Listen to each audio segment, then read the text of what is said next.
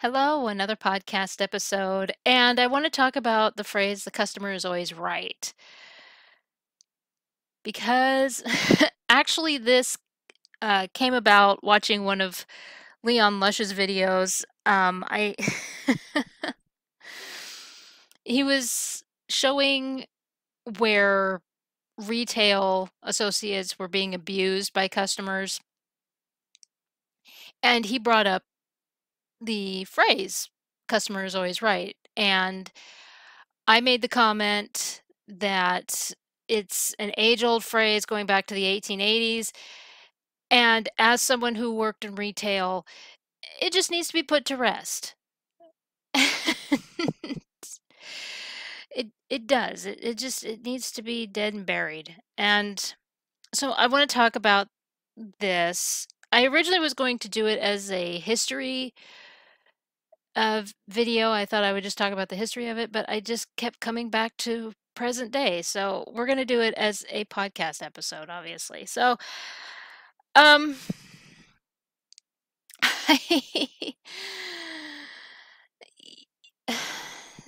when it comes to the phrase, the customer is always right,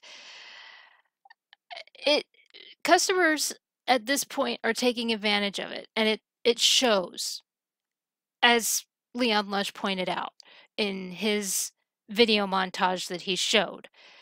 I'm sorry, but customers are abusive, it is far worse now than it was when I worked retail.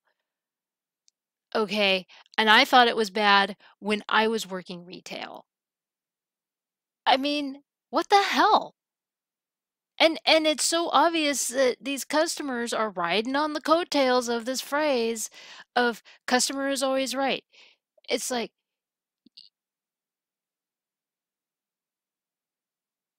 what is wrong with you? you you go into a store and suddenly you turn into rabid animals expecting these workers to do your bidding, and it's like you're not special. Okay, yes, they will try to find what it is you're looking for. Like I worked, I was a shoe clerk for years. I was like Al Bundy for years, right? And I'm sorry, but if we don't have it in stock, we can't make it magically appear. Okay? But it's like you're so triggered when you're not able to get what you want that you tear up the store.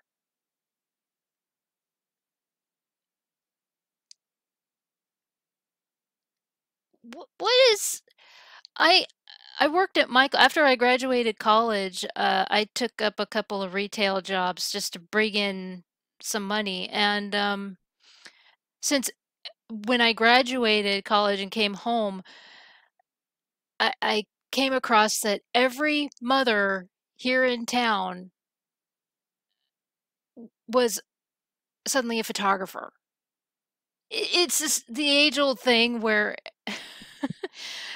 Gordon Ramsay comes across it where it's like these women will cook one thing, take it to a function or, a family function or whatever, and they're praised about this one thing and they have to open up a restaurant. And it's like no matter how much he or Robert Irvine say quit doing that, they come across more people who it's like something I don't know. It like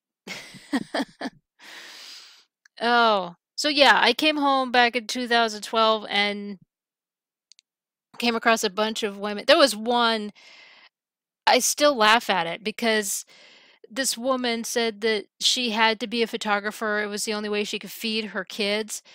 And her husband had like this great job. It was like a really good paying job, and people saw right through it. They're like, "What the hell are you talking about, lady?" But this is what I came across, and so I was working at Michael's. I enjoyed that job. The only part I didn't like was the glitter aisle. We still talk about it. I would come home, I would try so hard to like scrunch in and go through that aisle, and it didn't matter. My body would be covered in glitter. It was just like, oh gosh. Well, here's the problem that I would come across a lot. So Michaels will send off these coupons like a couple days before a sale, like these big weekend sales or whatever. And I would have these women who would come in and they would expect me to honor those coupons. And it's like, I can't do that because of the day. I have to honor it on the day. And I had one lady, she's like, well, I'm a dedicated I've been a customer for years, and I'm like, good for you. What do you want me to do about it? And this lady was like insulting me. She insulted my family. She just went after her. She was being a total bitch. And so then, after coming after me, and I stood my ground because I was not going to lose my job over a damn coupon, I called the manager. The manager told her the same thing that I had just told her, and that's when she backed down. So because the manager said it, then it was okay. But she says, "Okay, I'll be back in a couple of days." And I was like, "Thank God that when she comes back, I won't be here because it'll be my day off." You would also have these people that when it's another craft store, it's like, well, they have a sale. And so you should honor that sale. It's like, no, you could just go over there, and because the sale price is $2 less, just go over there. Like, I'm sorry, but the whole thing with the sale stuff and everything, if you're really into the whole like Black Friday and all this stuff and you're traveling, if you're willing to do that, we're going to all these different stores to get all those big sales and everything. Why is it not like that any other time? Where they have like these surprise doorbuster sales, and all of a sudden you're in the face of these sales associates that it's like, well, you know, Joanne's, if I just bring in this Joanne uh sale thing and it shows that it's $2 off for this thing, you should take $2 off of that. And it's like, no. No, that's not how it works. I don't care if I don't care who you are. I'm not going to lose my job. Uh, What is wrong with you? Seriously. And this is the problem is that you have do you really think that over at Dairy Queen, you have these people that will come in and they're like, well, Burger King, their special basket, their chicken basket is $2 less. So for your chicken basket, you need to take it up. They don't even have a chicken basket. This is how stupid it is. Oh my gosh. And this is the problem. You have these people who are just riding on this wave of the customer is always right. They have taken this outdated idea and just decided, yes, we're always right. Because we're the customer, we're always right. Do you think that the associates aren't customers of places either? Do you think they act so moronic and so brain dead? I go to places all the time. If the sale says 50% off, I don't ask for another 40% off. And I don't tear up a store and throw temper tantrums. The last temper tantrum I threw, I was 3 years old. And my mom gave me a spanking in the store. And I don't want to hear people say, "Oh my gosh, that's child abuse." No, it's not. I was acting like an ass. I thought that I was superior to my mom and she let me know that she was in charge. I never acted out again until I was a teenager.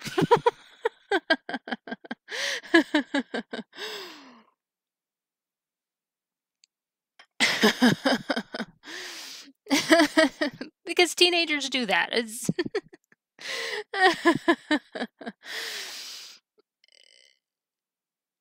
seriously, I don't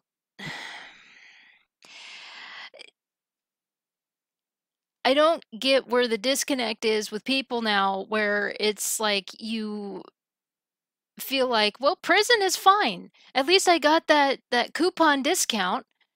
Or I tore up a store and assaulted someone because I didn't get dipping sauce. You remember that one?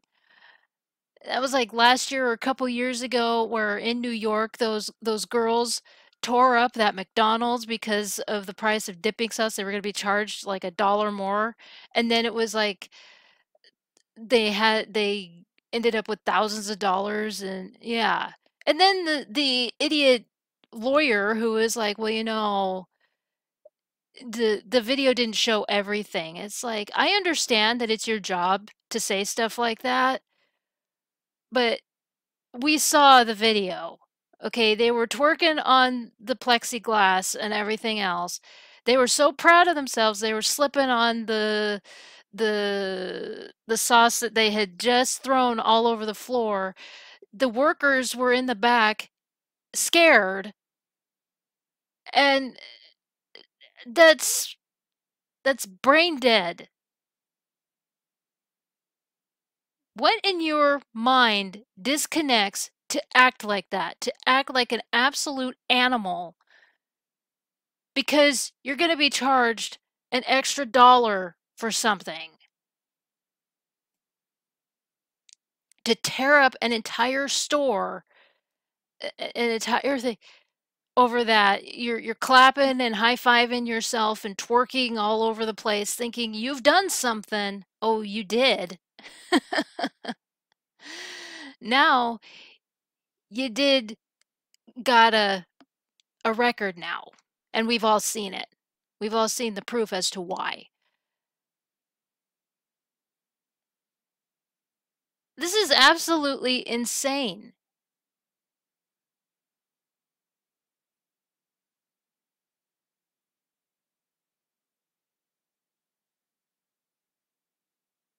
It's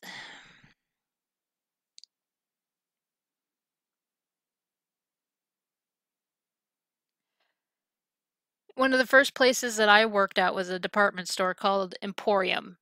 It was really popular here in the Pacific Northwest. I don't know if it reached uh, across the US or anything, but and they went bankrupt.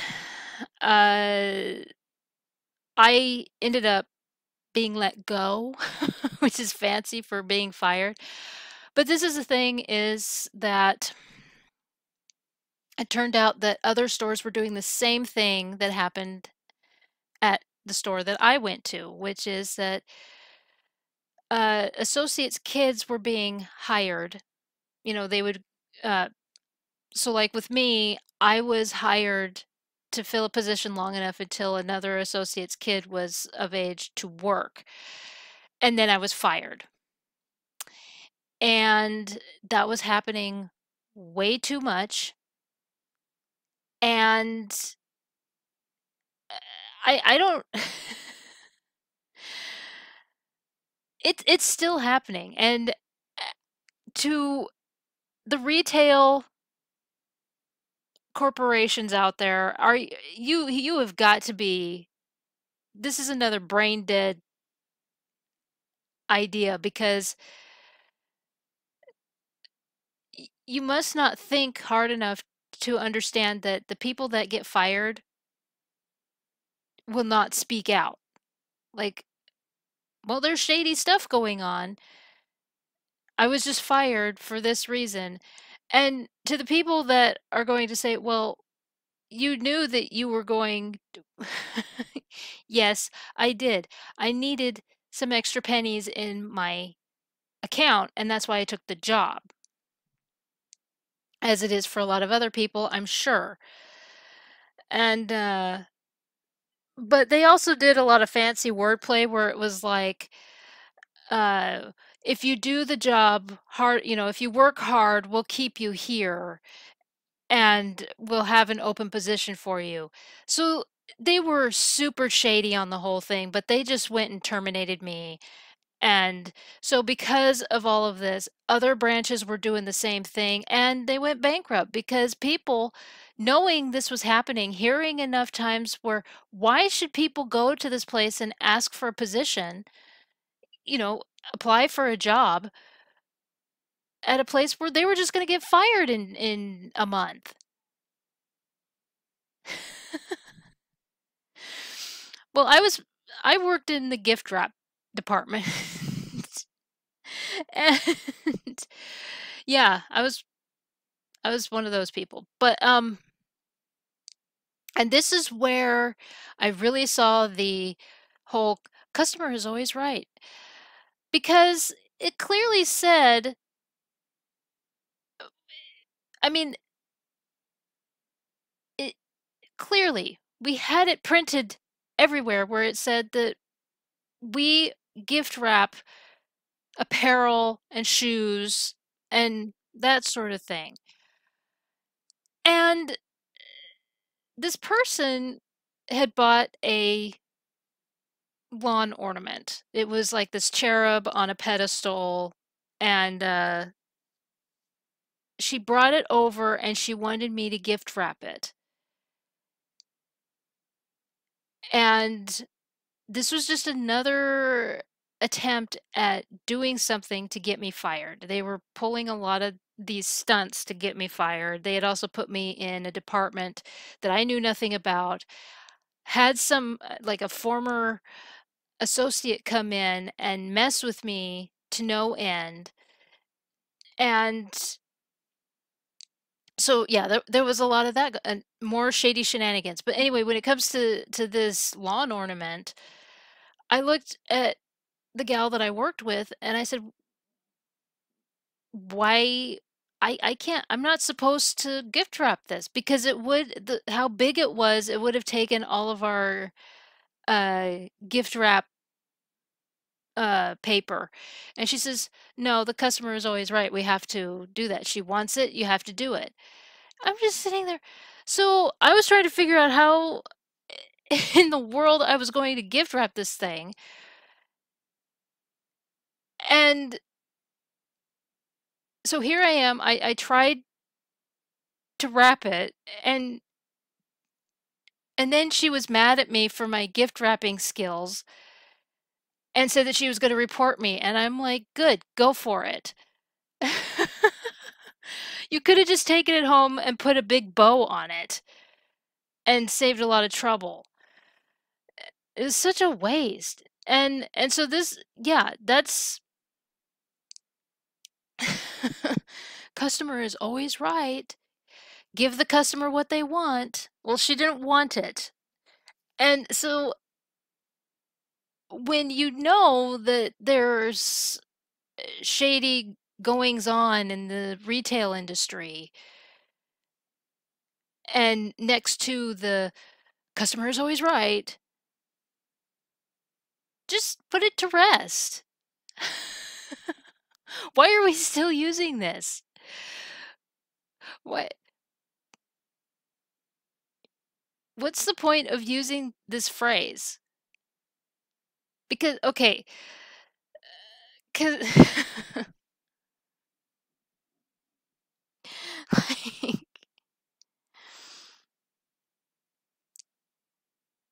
uh, so to give a little history, because I haven't done that in this video and I should.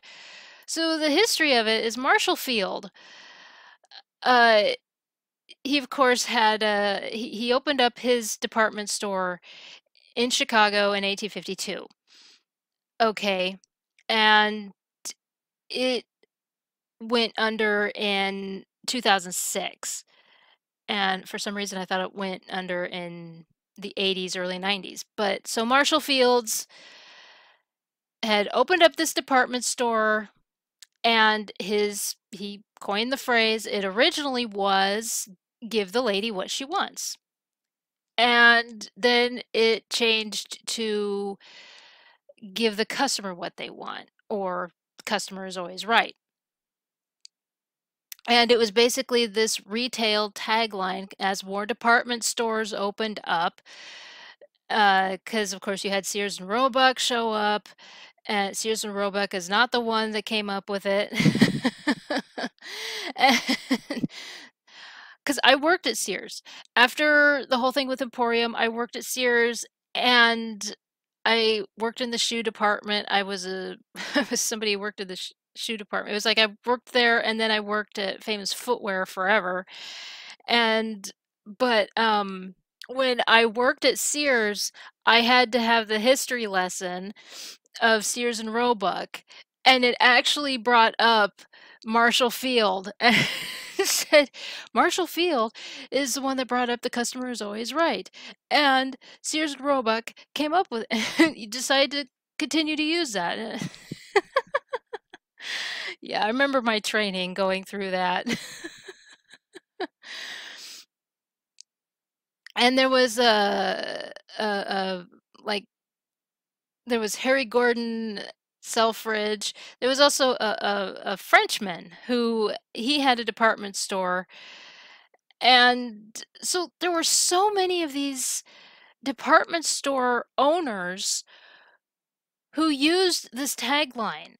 And it was the whole idea of if a customer comes into your store and they want something, no matter how ridiculous it is, you give it to them.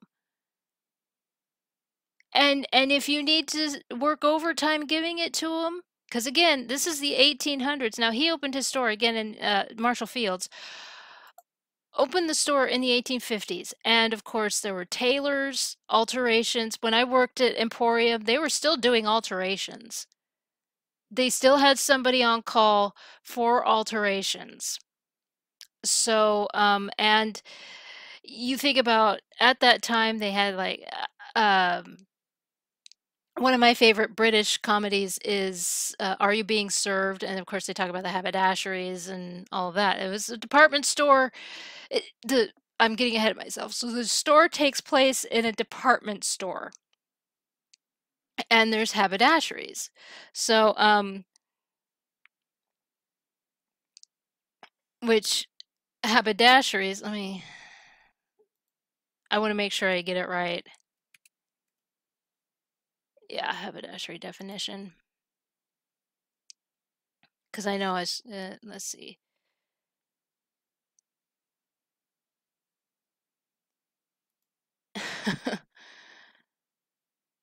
What it, yeah, goods such as men's clothing and accessories. A shop selling notions or men's clothing and accessories. So that's what a haberdashery uh, is. And I can't tell you how many people I've run into that believe that it's like crafting supplies. And it's like, that's not what it is. No, no, no.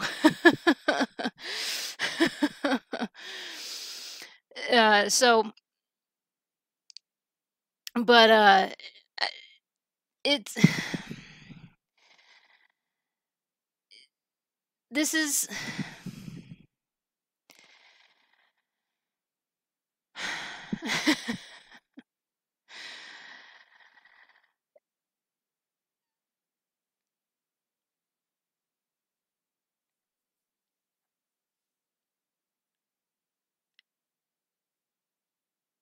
we looking at this, uh, like the back then with the 1850s to 1880s, and they had the alterations, somebody who was like a tailor and everything. So you had somebody who worked overtime who would make the alterations, give the lady what she wants, give the customer what they want, work the overtime, do it. And of course, back then, people weren't really paid for their overtime. They were, this was when child labor was big.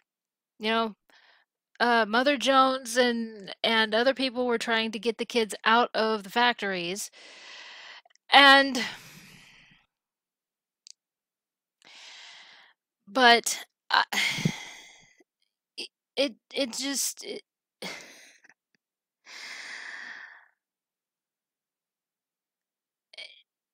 I mean, it was a good concept for its time. Give people what they want. But people are now taking advantage of it. They're tearing up stores. When I worked at Famous Footwear, there were people that would come into the store and expect us to babysit their kids, and I still see that.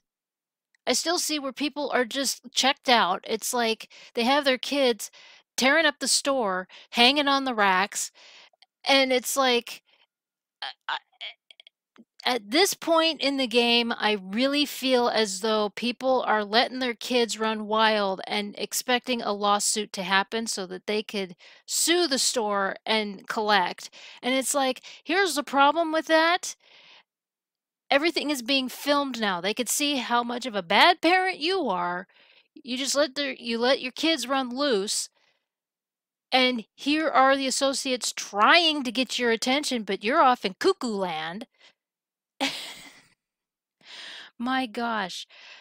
Yeah, I remember working, and of course, when you work with shoes, there's always those gel packets that keep, and they're all over on the floor. We would try to pick them up and put them in the garbage, and there's always those ones that you miss because of people trying on the shoes and they fall out of the boxes. And my associate told me that one time she actually had to, because there was a little kid who was sitting on the floor next to mom and had one of those packets and started to go to chew on one. And she was quick enough to snatch it up, and the mom started yelling at the associate before this. It was like, so my associate prevented your child from getting poisoned and you're mad because you were too brain dead to take care of your kid. You're more zeroed in on getting a shoe.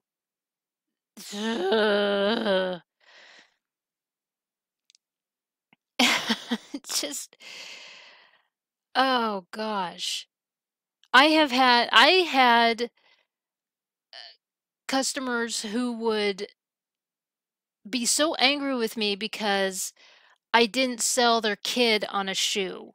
You know, like we would have when I worked, there was like the Miley Cyrus themed shoes, or like those types of things. So Miley Cyrus with her Hannah Montana. So the Hannah Montana shoes, uh the Pirates of the Caribbean was starting to die down a little bit, but there were still Pirates of the Caribbean themed shoes. There was always SpongeBob shoes. And you had these parents that would come in, and it was like I was supposed to sell their kids on these shoes. It's like, okay, well, they have the bling on them and they have the light up on them. I don't know what your kid likes. Why are you mad at me? And I remember the one mom who came in, and she like her delusion was so far off the charts. It was ridiculous. She brought her child in, and the child had an attitude to begin with. So obviously, mom raised her to be the princess of the family, and I'm just like, oh, great, one of those. So we tried on some shoes, and she just was rejecting everything. And we had tried on every single shoe that was in the store, every single style, and she wanted something that was not in her size. There was a particular um like I think it was called like a baby doll shoe or something, like, or no, it was a ballet flat. It was a ballet flat shoe, and she wanted it, but they didn't come in her size. They weren't the children's shoes, and she was like 8 years old. These she was just having temper she threw herself on the floor, and the mom was just I just walked away. I just was not, and then the mom was mad at me, and I said, She's your daughter. You need to take care of this. I have already shown you all the shoes that are in her size. These do not come in her size." And the mom threatened to sue me, and I said, "Go for it. How far do you think the case is gonna go over shoes?" And I said, "Now you could go to," and I told her about Macy's. Macy's was still in the mall at that time, and I told her about Payless. Payless was still there, and J.C. Penney. I said, "You could go there." And I said, "But as for here, we obviously don't have what your child is looking for." And she she says, "Well," and I agree with Leon Lush. Whenever these people say, "Well, I am never coming back," like that's a big threat. It's like, go, leave. Why do you think that that's hurting me? And take your brat with you. Oh my gosh. Like, oh man, the fact that you raise your child to be that way is not doing you any favors. It's not doing the child any favors either. That kid is going to have problems when they grow to be an adult. Now that was in 2007. You think of where that kid is now. Oh my gosh. Oh. I also remember all the kids that would come in because that was also at the time when the Heelys were big. And we had parents that were mad at, because in where we were located, it was a smaller branch. And it was like, I could not for the life of me, even when I was working at Sears, the fact that where we were located, we were a smaller store. We didn't carry everything. It was the same thing for J.C. Penney and Macy's and all the stores in that mall. And it was like these people just did not get it. So people would come into my store and they would say, "We're here for the Heelys." And I said, "We don't carry Heelys."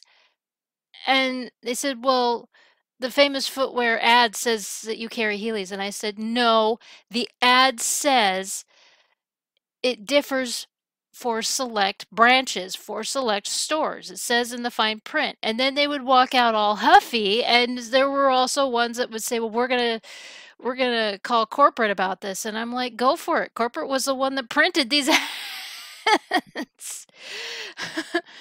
Just like when I worked at Sears. Now that Sears store, when I worked there, had been there for like 20 some odd years. Okay.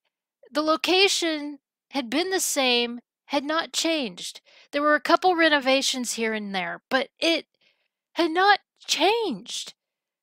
Like, none of the departments had moved. There was never a jewelry department in that store. And suddenly this woman comes in and she says, "I want to see your jewelry department." Because apparently in an ad she had seen a piece of jewelry that she wanted.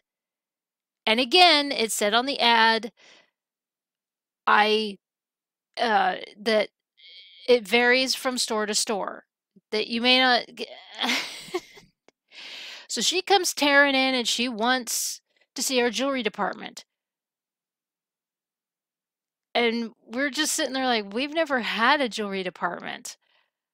And so then she's flipping us the bird and she's like, you know, "I've been a long time customer and I can't believe that you're hiding the department from me." And it's like, right, we only bring it in for we only bring it out for certain customers and you're not one of them.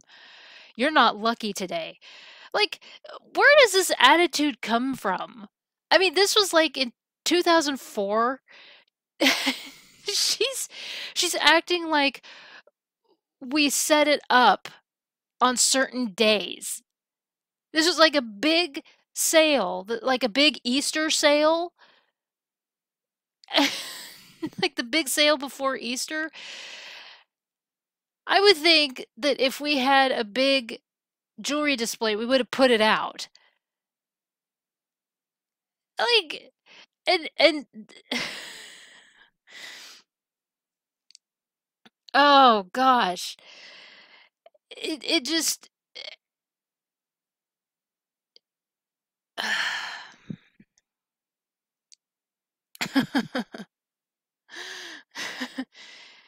You guys realize that when you come tearing in and you demand stuff from the workers and then you scream about harassment and racism and that we are hiding things from you and you're going to call corporate and you're never coming back, you're the idiots. You're the ones that are, look, I'll admit that there are bad apples in the bunch, and some of them are in corporate. not, not even kidding. Look, when I worked at Famous Footwear, my store manager was embezzling and she got caught big time. It got so bad that she was the reason that the store was shut down. Okay, when she got caught, I was the one that caught her. Okay, she kept taking so many vacations. She would put herself on the clock as 9 to 5, and she would leave at 1 o'clock. Okay, so, stuff like that. And she would buddy with, in fact, one of the workers from Emporium had become the district manager for Famous Footwear. And my store manager, became buddy with the smoke buddies, drink buddies, what have you. And there were so many times where we were supposed to flip the store, which flipping the store meant that you went from like making it look like Christmas uh, merchandise to then spring.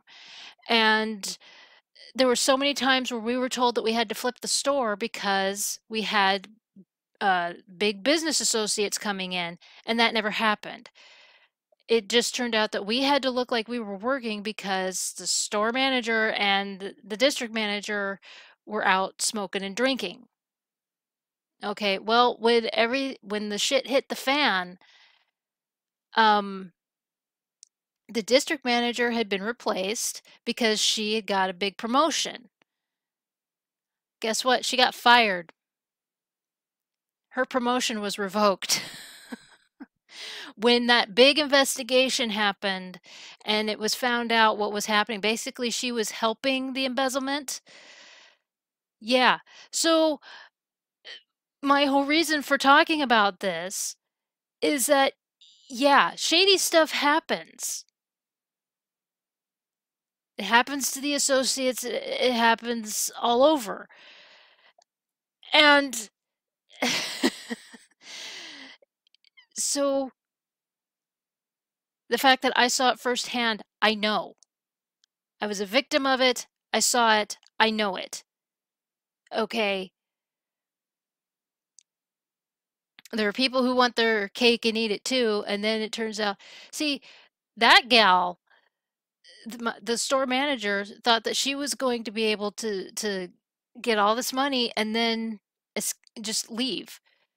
Well, the last time I saw her, what's funny about that is that the last time I saw her, because she's still owing this company money. The last time I saw her was 10 years ago. I was working at Michael's, and she and her husband came in because she is working bazaars because nobody will hire her around here. So the only money that she can make right now is uh crafting stuff and selling it at bazaars. She screwed herself over. Yeah, you thought that embezzling was gonna help. Yeah, it never works that way. So, I mean, and who knows what happened to that other gal? I don't care. But the shady stuff happens in the retail industry. It happens everywhere. It really does. I mean, if we're really gonna go on the argument of, well, it happens all over the place. It does. But this is the thing is that with with the whole thing of the customer is always right, paired up with the fact that the retail industry is just enveloped in shade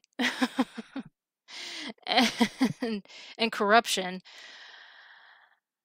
uh, it just needs to be put to rest at this point. Um, you know, uh, it was a good idea at the time. Give the customer what they want. Customer is always right. Pretty much you give the customer when they ask for something, you give it to them. If a customer asks for an outfit with dancing kittens all over it, you take the time to do that. You sit and you stitch those dancing kittens all over. Why not? You know? if I've seen some of the fashion of the Victorian era, and I that wouldn't be so far off. But and again, when I worked at Emporium, there was somebody who did alterations. So, but at this point, people are taking advantage of the customer is always right. We see it all the time. You guys start, and I'm not saying everybody. There are just people in general where it's like because they don't get something or they have to. There's just a little bit extra that they have to pay. They freak out. It's like I'm sorry, but it's it's called policy. I, uh, the funny thing is that you're willing to pay extra for gaming add-ons. I do it. There are add-ons for other things. You will pay extra. There are women who will pay thousands of dollars for shoes. They have like 1,000 pairs of shoes, 80 pairs of shoes, and they show them off and they're like, look at my pairs of I had a cousin who did that, and finally her husband said, no more, you actually have to get rid of some of these shoes. Uh, you do that, but when you're told you have to pay an extra dollar for dipping sauce and you go batshit crazy, where the associates are in the back in fear for their lives. Yeah, this because the customer is always right. No, that's not right. Your behavior is not right. Just pay the dollar.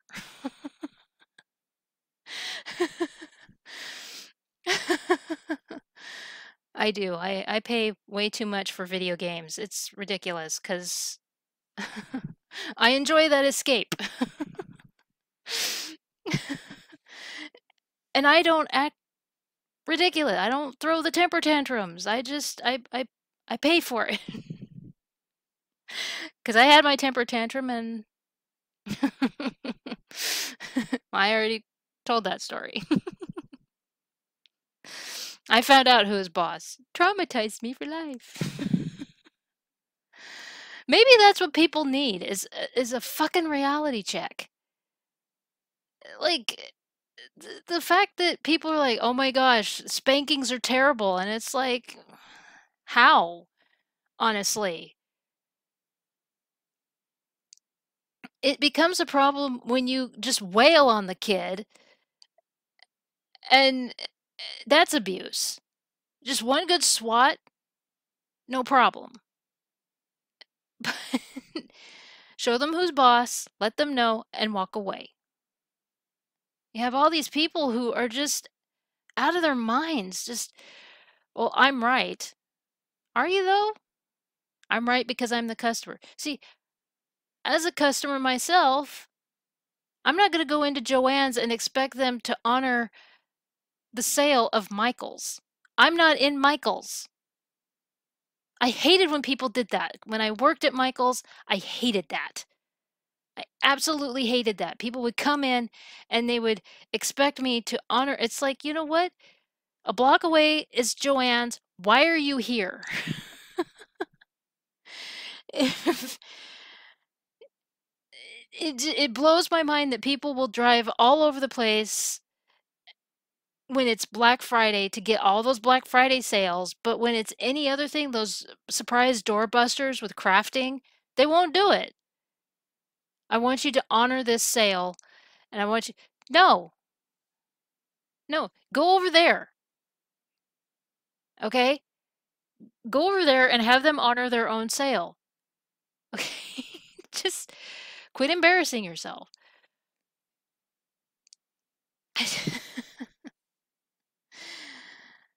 Oh, man. So, in closing, you know, the concept that Marshall Field had of the customer is always right was a good one.